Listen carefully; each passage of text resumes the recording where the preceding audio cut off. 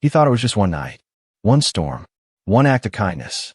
But when the sun rose and she was gone, leaving behind only a single, handwritten letter, he felt his knees. Because the words on that page didn't just thank him.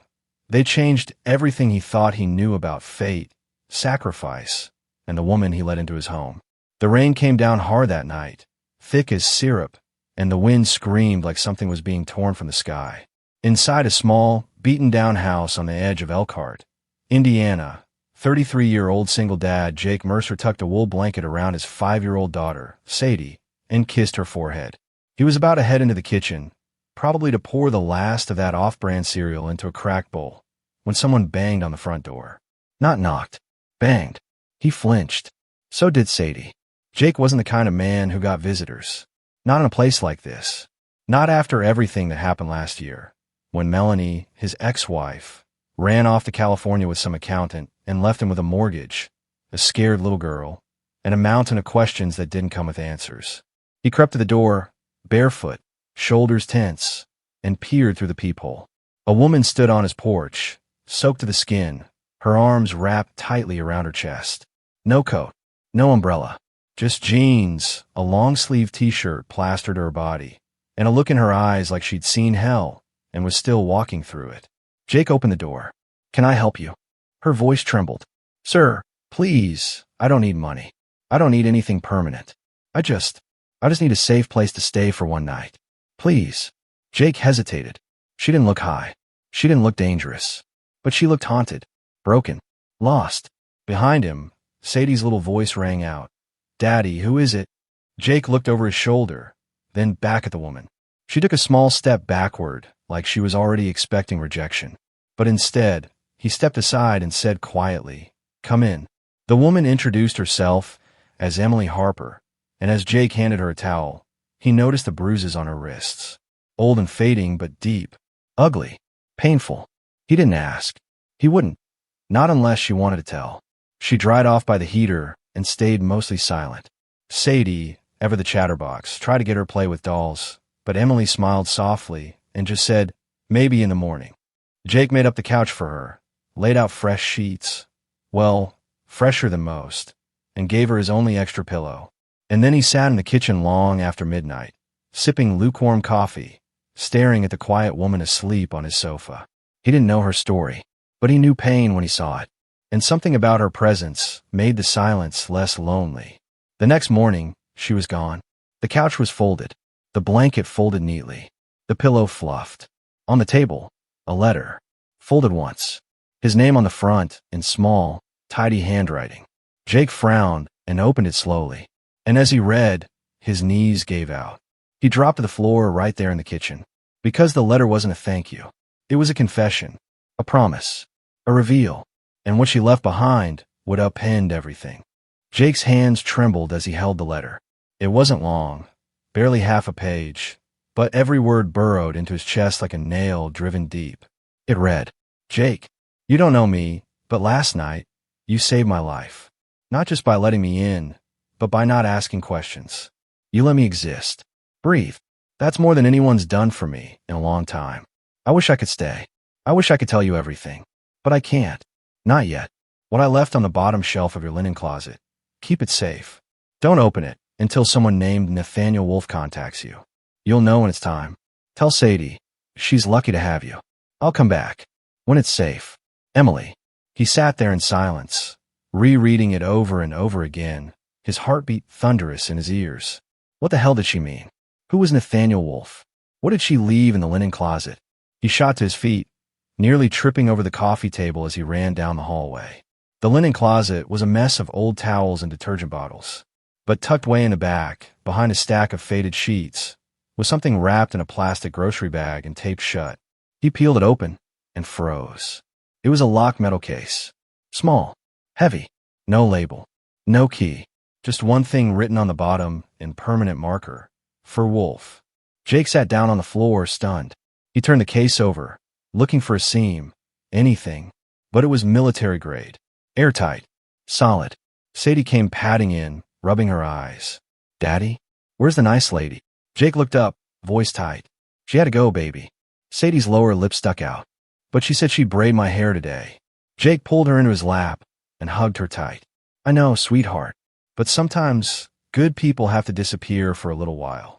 He didn't tell her about the letter, or the case, or the part that scared him the most. Because for a woman who looked like she had nothing, the fear in her handwriting told Jake she was hiding everything. That week was rough. Jake called around to shelters, hospitals, even the police, casually asking about a missing woman named Emily Harper. Nothing, not even a trace. But then, 3 days later, just before midnight, someone knocked on the door. This time, it wasn't frantic. It was calm, precise, rhythmic. Jake opened it with his heart in his throat. A man stood there in a dark coat. Tall, older, gray hair, eyes like ice behind wire-rimmed glasses. He spoke without smiling. You're Jake Mercer? Jake nodded slowly. Yeah. Who are you? The man extended a small badge. Nathaniel Wolf. I'm here for the case. Jake didn't move. Wolf's voice lowered. She made it out. Barely. She's alive. And you have something very important. Something dangerous. Please, bring it to me. You and your daughter are not safe until it's out of your house. Jake's chest tightened. His grip tightened on the doorframe. He didn't know who this man really was. But he knew one thing now. Emily wasn't just a stranger. She was part of something bigger, darker, and the act of kindness he showed her had just pulled him into the eye of a storm. Jake didn't hand the case over. Not immediately. He stood there, one hand on the doorframe, the other still tense by his side, while Nathaniel Wolf stood motionless under the flickering porch light like a statue carved from War and Secrets. You'll understand if I don't just hand over a mystery box to a man who shows up at my door in the middle of the night, Jake said, his voice controlled but firm. Wolf tilted his head, his gaze calm. Understandable, but reckless. Jake raised a brow. You said Emily's alive. How do I know that? Wolf reached into his coat slowly, deliberately, and pulled out a worn photograph. It was creased and stained from time. He handed it over. Jake looked down. The picture showed Emily. Same weary eyes, same hollow expression, but she was standing next to a young boy in a hospital gown, both of them holding a paper sign that read, Thank you, Mercy Foundation. He flipped the photo over. On the back, scrawled in the same writing as the letter. He got the transplant. Tell Jake thank you. Emily. Jake's voice dropped. Who's the kid? Wolf's jaw clenched. Her son. A silence fell so thick Jake could feel it in his throat. He stepped outside, closing the door behind him so Sadie wouldn't hear. I let her in. She stayed one night. That's it. And now she's gone. And my kid's got men knocking on our door with briefcases and vague threats. What the hell is going on? Wolf glanced toward the street, then back. Emily worked for someone who made enemies in all the wrong places. She stole something encrypted inside that case. Not money, not weapons, but information, names, accounts, people who thought they were untouchable. He paused. She was going to expose them, but she disappeared before she could finish. Jake looked at the photo again, heart pounding. Why bring it here? Because you were the safest person she could find, Wolf said. She knew you had nothing to do with any of this. You were just kind. Jake exhaled slowly. So what happens if I give it to you? Wolf's eyes hardened. We disappear it, and we keep both of you alive. Jake didn't sleep that night. He put the case back in the closet, tucked behind towels like it was some old lunchbox instead of live grenade. Then he sat on the floor by Sadie's door, listening to her breathe while the wind rattled the windows like something wanted in. The next morning, he walked her to school like always, but his eyes didn't stop moving. A black van idling at the corner. A man pretending to fix his bike, but watching too closely. The way the secretary at the front desk smiled a little too long before asking if she'd seen him before. Paranoia wasn't paranoia if someone was really after you. That night, he locked the front door, the windows, the back gate. He left the lights on and brewed coffee just to keep himself awake. Then came the noise. A thump in the backyard, followed by footsteps. Jake grabbed a crowbar from under the sink and crept outside. There was no one at first, just wind and darkness, until he saw it. A message, scratched into his back porch with a knife. Give US the case, or the girl is next. Jake stumbled back, hands going numb. He nearly dropped the crowbar. He rushed inside, bolted the doors, and stared at Sadie asleep on the couch with her stuffed penguin clutched in her arms. This wasn't just a threat anymore. It was real. The next day, Jake drove out to the address Wolf had given him. An abandoned church west of town, boarded up and half collapsed. Wolf was there, waiting by an old Chevy with tinted windows. Jake walked up, the case tucked under his arm. "They threatened my daughter," he said. "We're done playing games." Wolf nodded once.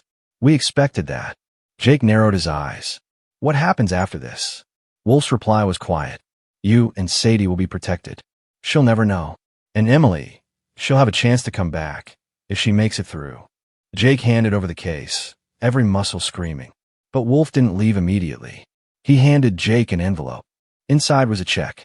Jake blinked. It was blank. Wolf said, "Write the number. Whatever your daughter needs. We'll make it happen." "That's Emily's wish." Jake didn't move. "You think this fixes it?" "No," Wolf said. "But it honors it." That night, Jake didn't fall to his knees because he was afraid. He fell because he realized what that one act of kindness had truly cost, and what it had truly meant. For weeks, things grew eerily quiet. Too quiet. Jake stopped seeing the van. The man on the bike disappeared. Even the phone calls, the ones where someone would breathe and hang up, ceased. But that didn't mean the fear left. It just changed. It became something heavier. A low hum beneath his every thought. He still walked Sadie to school every day, but now his eyes constantly scanned the horizon. Every stranger's face got memorized. Every car that slowed down near their sidewalk made his fingers twitch toward the pepper spray on his belt.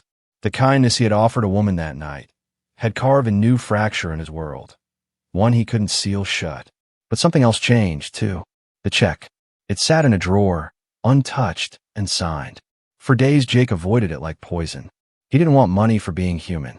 He didn't want blood-stained favors wrapped in Emily's ghost. He just wanted peace. But then Sadie came home one day with tears in her eyes and told him the lights in the girls' bathroom at school didn't work, and her friend slipped and hit her head. And Jake lost it. Not at her, but inside. He marched into that drawer like a man facing execution. And for the first time in 10 years, he wrote a check. $50,000 to Elkhart Elementary. Full facility repairs. He mailed it anonymously. The following week, the school announced a complete renovation thanks to a local donor who asked to remain unnamed. The bathrooms were fixed. The gym got a new roof. Even the books in the library got replaced. Jake said nothing. But when he saw Sadie come home with sparkly eyes, holding a brand new book she got to keep, he finally exhaled. Maybe, just maybe, something good could still grow from all this. 2 months later, a letter arrived. No return address. No stamp. Just slid through the door. Jake found it while picking up Sadie's crayons from the floor. The envelope had his name, again, in that same careful, feminine script. He froze, then opened it. Inside was a single note. "Jake, they took the case, but they don't know everything. I'm still alive. Wolf has a contact who'll bring you a flash drive. When it arrives, don't give it to anyone but him. It has the final pieces. If anything happens to me, he'll know what to do. Tell Sadie she's braver than most grown-ups I've met. And Jake, I remember how you looked at me that night. Like I was still a person, not a mistake. You made me believe I still had a chance. Please, don't stop being that kind of man." His hand shook. Jake leaned against the wall, blinking hard, trying not to cry. He had 1,000 questions. Where is she? What was on the drive? Why trust him? But one thing was clear. This wasn't over. The flash drive came in a shoebox. Sadie found it on the porch a few days later, while Jake was repairing their fence. "Daddy, someone left us a package." He rushed over, heart in his throat, but there was no one in sight. Inside the box, wrapped in old newspaper, was a flash drive taped to the inside of a children's coloring book. No note, no instructions. Jake plugged it into an old laptop that wasn't connected to the internet. And what he saw shook him to the core. Hundreds of names, bank records, surveillance logs, contracts in foreign languages, transfers from accounts tied to human trafficking, black market arms deals, even politicians Jake had seen on TV giving speeches about family values. There were files labeled Project Stillwater and Echo Handshake. There were pictures of people, some smiling at parties, others in hospital beds, bruised and beaten. And in the middle of it all, Emily Harper, in disguise, at fundraisers, inside corporate buildings, holding a mic reading classified documents in dark rooms with flickering lights. She wasn't just some scared woman running from something. She was a whistleblower, a mole, a survivor, and a threat to people who thought they were above the law. Jake backed away from the laptop like it had teeth. His head spun. This was no longer a matter of kindness. He had become part of something dangerous, global, unimaginable. And somehow, he was still alive. But he wouldn't be for long if they found out he had this. He picked up his phone and called Wolf. "Meet me. Now. It's time." That night, in a park lit only by street lamps and the glow of old vending machines, Jake handed Wolf the drive. Wolf didn't even open it, just tucked it into his coat and said, "She was right about you." Jake swallowed hard. "Where is she?" Wolf paused, then nodded toward the tree line, and Emily walked out. She looked tired. Her hair was shorter.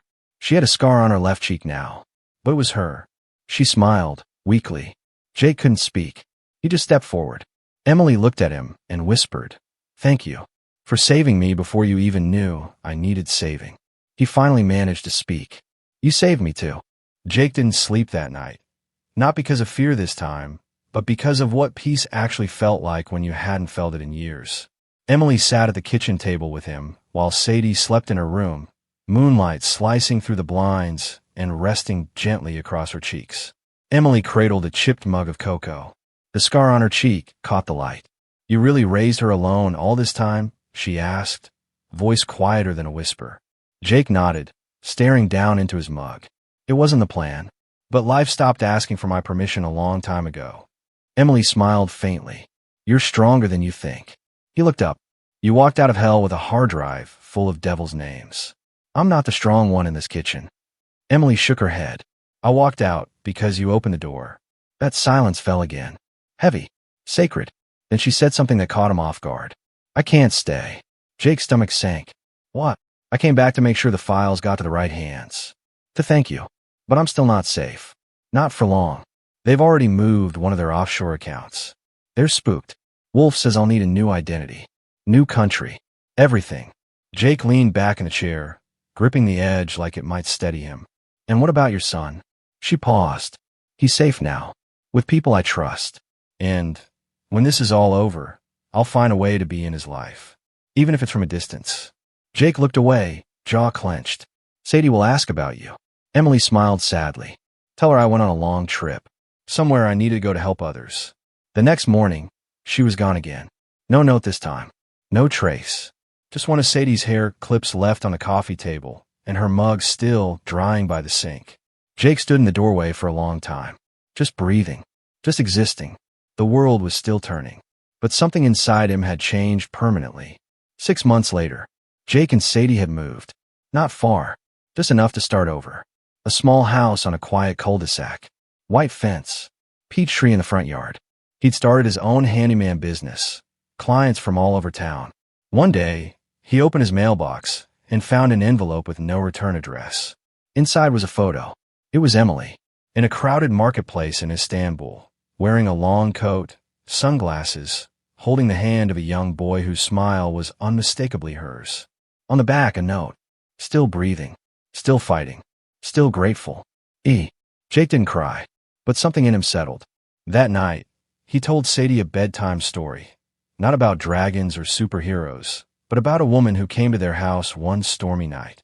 A woman who was scared, but kind and brave, and who reminded them all what it meant to do the right thing when no one was watching. Sadie, eyes heavy with sleep, whispered, "Will we ever see her again?" Jake kissed her forehead. "If the world is kind, maybe, but even if we don't, we'll always carry a piece of her." Jake sat outside on the porch, sipping coffee, watching Sadie ride her bike up and down the street. The peach tree was blooming. The air smelled like new beginnings. His phone buzzed. Unknown number. He almost ignored it. But then he answered. "Jake Mercer," a familiar voice said. He straightened. "Emily." "No," the man replied. "This is Wolf. She's safe. She wanted me to let you know. The files worked. The people behind it are being tried in The Hague. She did it. You helped her do it." Jake smiled, heart pounding. "I'll let her know you're still the man she believed in." Click. Jake put down the phone. He didn't need money. He didn't need recognition. He didn't even need a goodbye. He had something better. The knowledge that a single night of kindness had rewritten lives. And in a world full of storms, he'd been someone's shelter. That was enough. And somewhere, across oceans and borders, he knew she was still breathing, still fighting, still grateful.